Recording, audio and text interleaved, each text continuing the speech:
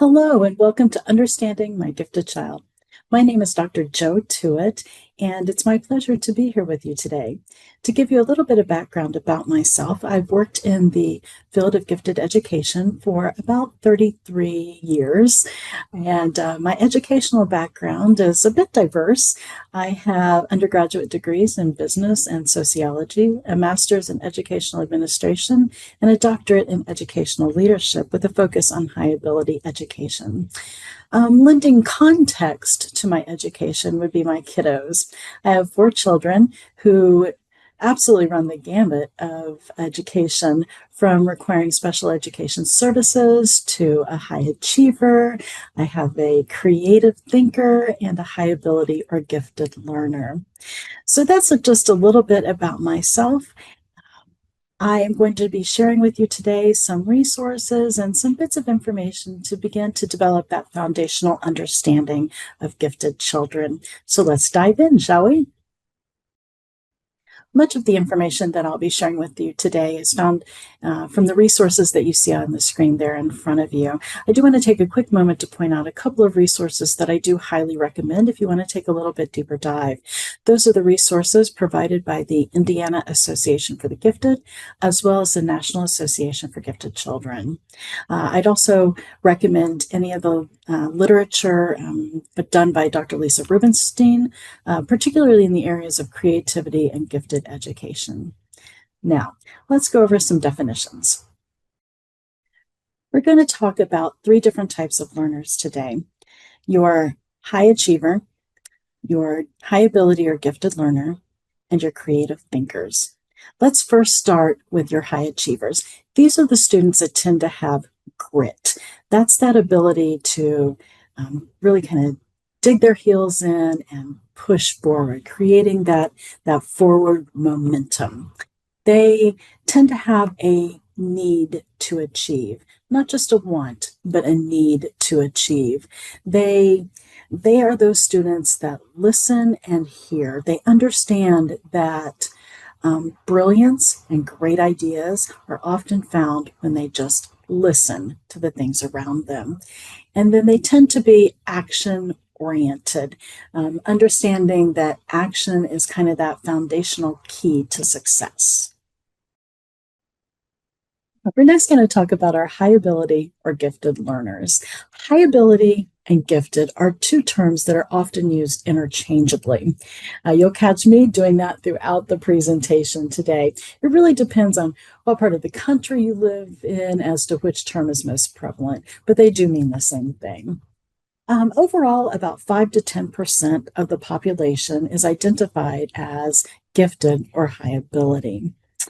The National Association for Gifted Children kind of uses the working identification method that a gifted student is one who shows or demonstrates the potential for showing an exceptional level of performance in one or more areas. And you can see by the definition on the screen in front of you that Indiana has a very similar working definition, and they've identified the 5 different domains that, again, that you see on your screen. So whether a student shows or demonstrates the ability or shows the potential to do the work at kind of that advanced level in one or more of those areas, they can be then identified as gifted or high ability.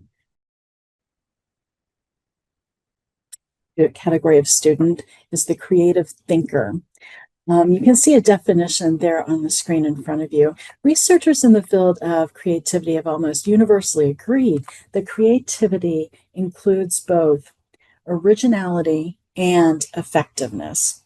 A researcher by the name of Carrazza suggested in 2016 that the definition for creativity was a bit too narrow, as it tended to focus just on that static output piece. And Dr. Lisa Rubinstein agreed with that, suggesting that creativity wasn't just that output, but also the journey throughout the entire process. So if we kind of put together this working definition on your screen, the thoughts of Carrazza and Dr. Rubenstein, we can see that creativity includes originality, it includes effectiveness, it includes the process or that journey, as well as the final output.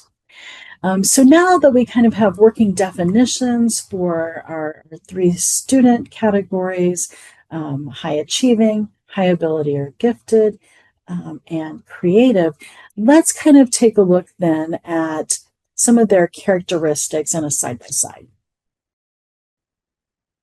Screen in front of you, you have a side-by-side of some of the characteristics that you can see in the three categories of students that we're talking about today.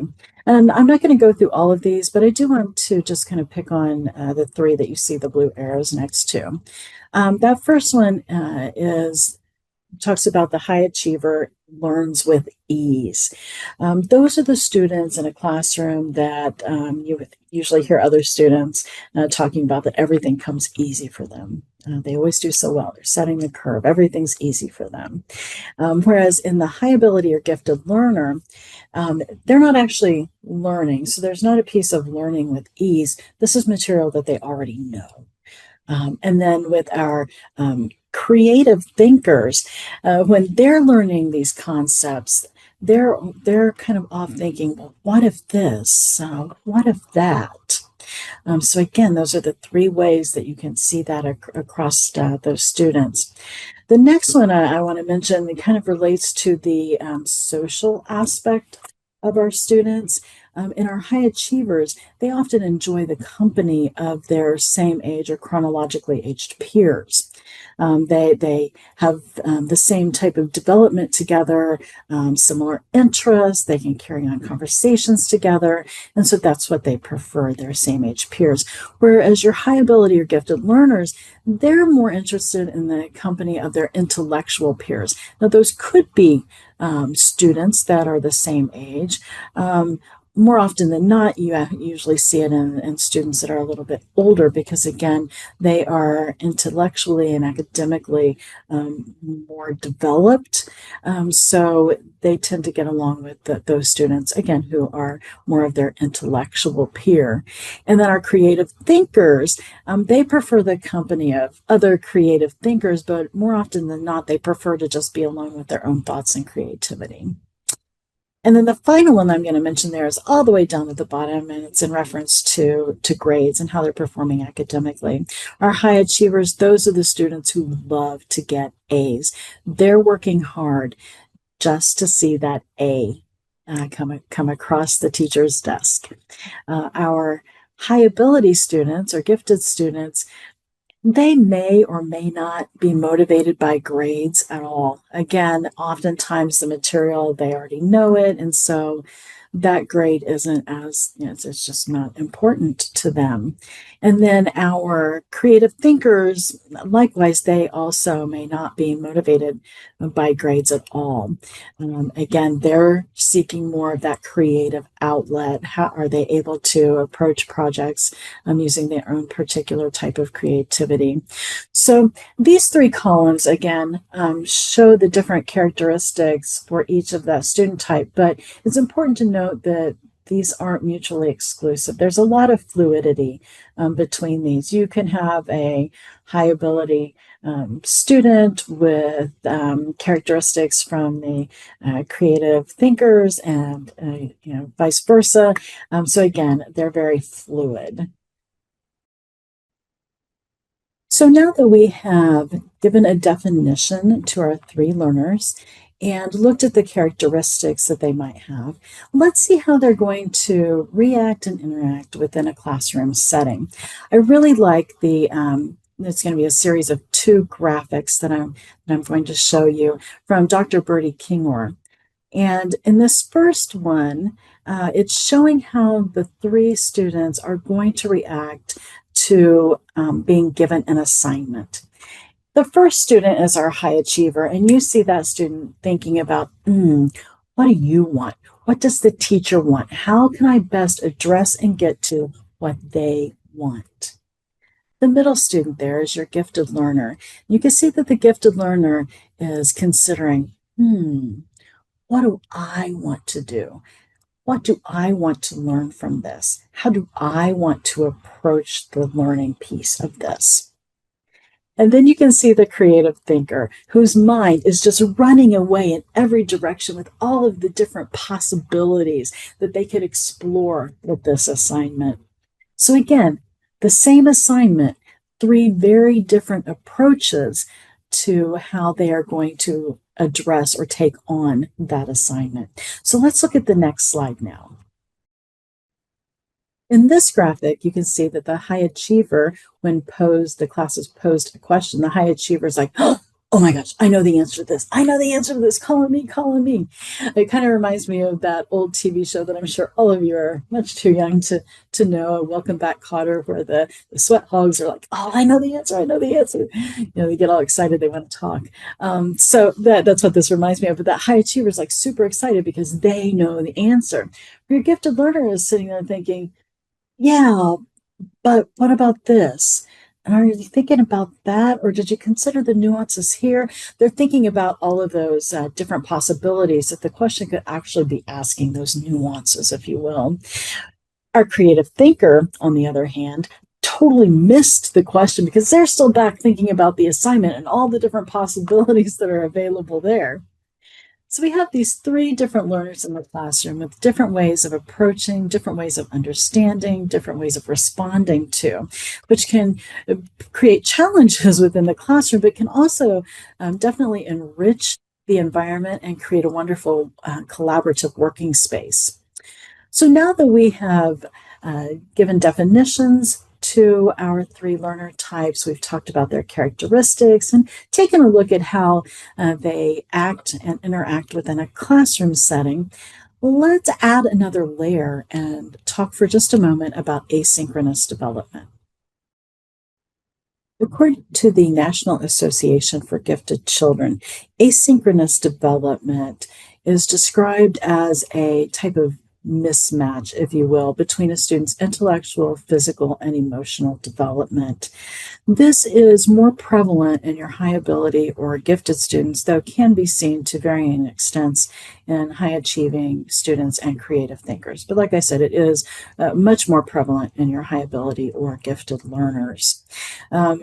Asynchronous development displays as a student being more advanced in at least one of those three areas: intellectual, physical, or emotional development, and either on level or slightly below level in their development in comparison with their peers in the remaining areas or domains. So let's kind of break this down, what that looks like. So let's say a typical child, right? Their intellectual, physical, and emotional development are all at a similar rate and are similar to other same age children in their chronological age group, excuse me. For a high ability student, they may find that they're out of sync, like I mentioned, in one or more of those areas: intellectual, physical, or emotional development within themselves. So out of sync in the development within themselves, but also out of sync when compared with their same age peers. So they may be super advanced in one area and at age level development in another. So that's what I mean when they're out of sync within themselves, and likewise out of sync with others in their age group. I experienced this with my high ability learner when she was actually about 22 months. She was able to spell, she was able to read, and so was very advanced in that area, but she would become extremely frustrated because she would try to write the words and she didn't have that motor development yet to be able to do that. It was very frustrating for her. And so we can see with students who are high ability, when they're experiencing one or more of these domains being out of sync, that it can lead to lots of feelings, frustration, and even behavioral issues as they're trying to deal with that frustration. I have on the screen in front of you kind of an example of a 10-year-old girl. So let's say this 10-year-old girl, she has a very high intellectual maturity. She's critically analyzing complex literary pieces. She's writing complex, detailed, entertaining short stories. She is enjoying already at this age algebra. Um, Physical maturity, though, is very depressed. Her motor skills are not as developed. She's unable to ride a bike, for example. And her emotional maturity is on par then with her age peers. She's able to process and understand emotions and experiences the same as others her same age. So again, you can see that these are out of sync with each other. They're out of sync within herself. One's very advanced, one's at level, one's slightly below. They're out of sync with her peers, where her peers, they're all at the same level. She still has the stair step, if you will, of her development. And so again, that's going to cause frustration within herself, could even be very intense emotions associated with that, as well as frustration in how she interacts and deals with her peers. And again, like I mentioned before, this can lead to behavioral struggles, behavioral challenges. Students are trying to fit in with their peers. And so feeling different is something that can be very difficult and can lead to things like masking, which we'll talk about here in just a little bit. Now that we've talked a little bit about what asynchronous development is and how you might see it displayed within a student, let me go over a few suggestions or strategies for ways that you might be able to help your student. And these are provided by the National Association for Gifted Children. I'm not going to read all of these or go over all of them, but there are a couple that I definitely want to highlight. The first two I think are really important. And that first one in particular is great, not only with our high ability students who are experiencing asynchronous development, but also good in using with all students as they're just going through their regular growth processes. And that's to focus on your child's strengths. Most children are very aware of what their challenges are, where they may feel they're falling short, where they're struggling, what they may need to improve on. The list goes on and on. They typically will recognize that. So helping them to focus on those strengths and reframe how they're seeing themselves can definitely help them to stabilize and to grow. The second one there on your list is to help not only your child, but those that are interacting with your child understand what it means to be gifted, and that they understand the unique challenges that may come along with having uneven levels of development, and help them to understand how to set realistic expectations of your child. I also want to mention finding multiple peer groups. This one can be tremendously beneficial to a student who is struggling with asynchronous development. That gives them a peer group that is their intellectual mate, right? Somebody that they can enjoy and talk with on kind of those higher levels of understanding of topics, of literature, of, depending on where they're at, age-wise, what they may be discussing, but it gives them that intellectual mate. And then having another peer group that's their age mate, for example. those kids that are the same age as them so that they're able to enjoy the same interests that they may have. Maybe, in younger kids, it's, playing with their trucks in the sandbox, or playing with their, riding their bikes together, or playing video games, whatever stage they're at, that gives them that age mate that they can enjoy and connect with. So again, finding the multiple peer groups to help them have those connections. And then bibliotherapy can also be extremely helpful, perhaps a little bit more beneficial to the younger students, but definitely helpful to older students as well. And that's where you provide your student with books where the main characters are having similar experiences to them. It gives them somebody to identify with. It gives them somebody to watch how they problem solve, how they may strategically approach things, and what those outcomes can be. So again, bibliotherapy. There are some fantastic resources. I'm happy to provide you with a list. If you're interested in that, please feel free to reach out. You could probably just do a search on any of the education or even regular bookstores to get a list as well.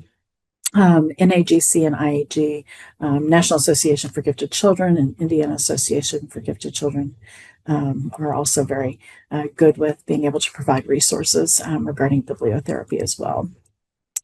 And then as family members, it's going to be important for you to have a support group. So connecting with other parents who are experiencing similar challenges with their high ability children, again, will be a fantastic support group. Again, NAGC and IAG have wonderful parent resources that I can definitely recommend. So again, those are just a few of the ways that you can help support your student through their asynchronous development.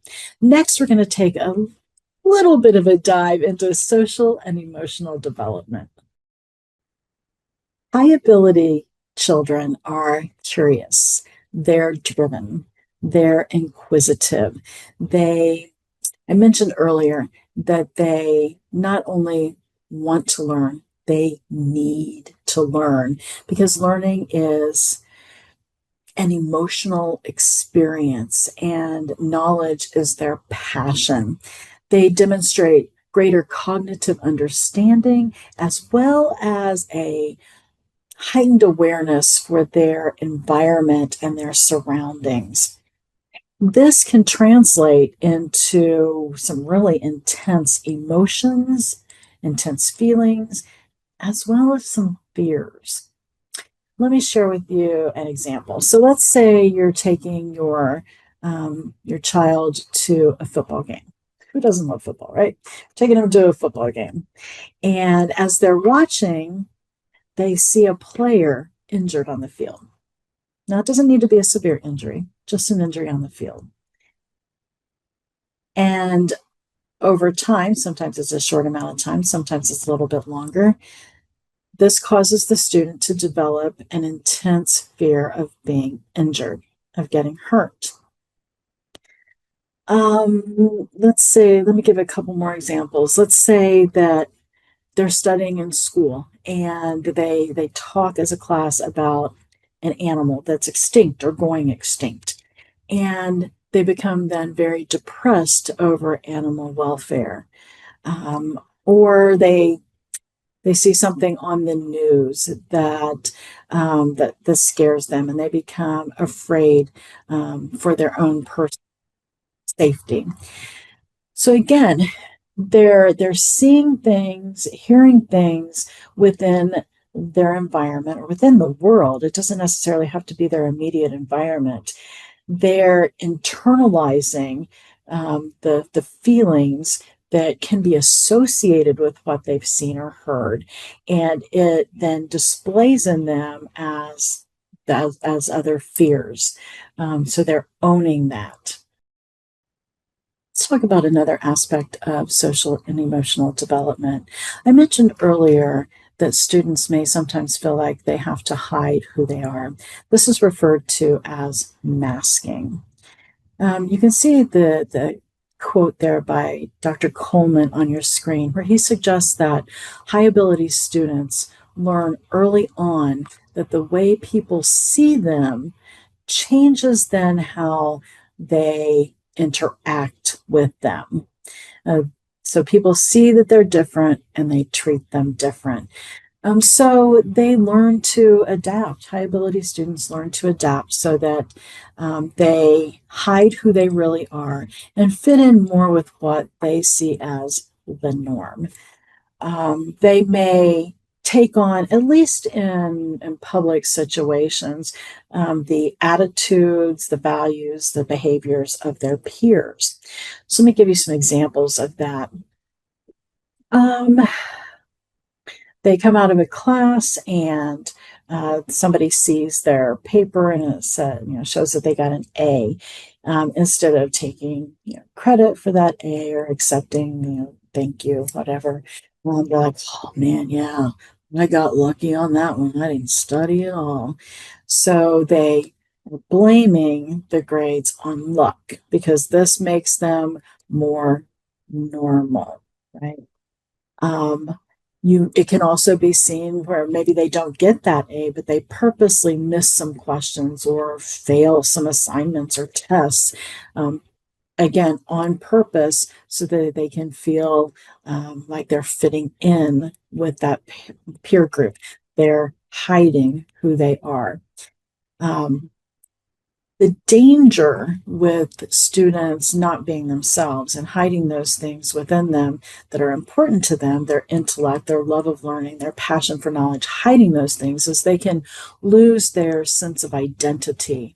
They can lose who they are, and that can cause them to become depressed. But just masking in general can cause feelings of depression. And while they're doing this to connect with their peer groups, it can also be very isolating for them because then they have this imbalance of feelings and sometimes even a battle going on within themselves. Many of the strategies that I shared for the asynchronous development can be really helpful in working with your child in areas of social and emotional development. Today, we have defined our three types of learners and taken a look at the characteristics of each of those learners, as well as talked about how the characteristics can also be fluid across the categories. We have reviewed asynchronous development and some of the strategies that we can utilize to help our kiddos working with asynchronous development. We've also talked about two topics within the social and emotional development, including the heightened awareness and internalization of the student's environment, whether that is their immediate environment or the broader worldwide environment. And we've also talked about masking. Well, I feel like we've covered a lot today. We've truly only just scratched the surface, but I hope our conversations today have helped you to begin to develop a better understanding of the unique journey that your child is on. I invite you to continue exploring with us. You can visit our website to sign up for more episodes in our Gifted Education series. I'm going to be sharing some upcoming topics such as perfectionism, resources for families. I'll do some book reviews and a whole bunch more. You can also sign up for one of our virtual or on-campus programs to learn more about the Indiana Academy, a high school specifically for students who need and want more. You'll find a QR code on your screen for those upcoming programs and visit opportunities, another one for scheduling a virtual or in-person appointment with me. If you'd just like to chat a bit, I would be happy to talk with you. And then you'll also see on your screen my telephone number as well as email address. Please, please, please reach out if you have any questions or just want to talk through what you've heard. Don't hesitate to reach out. I'm here to support you on your journey.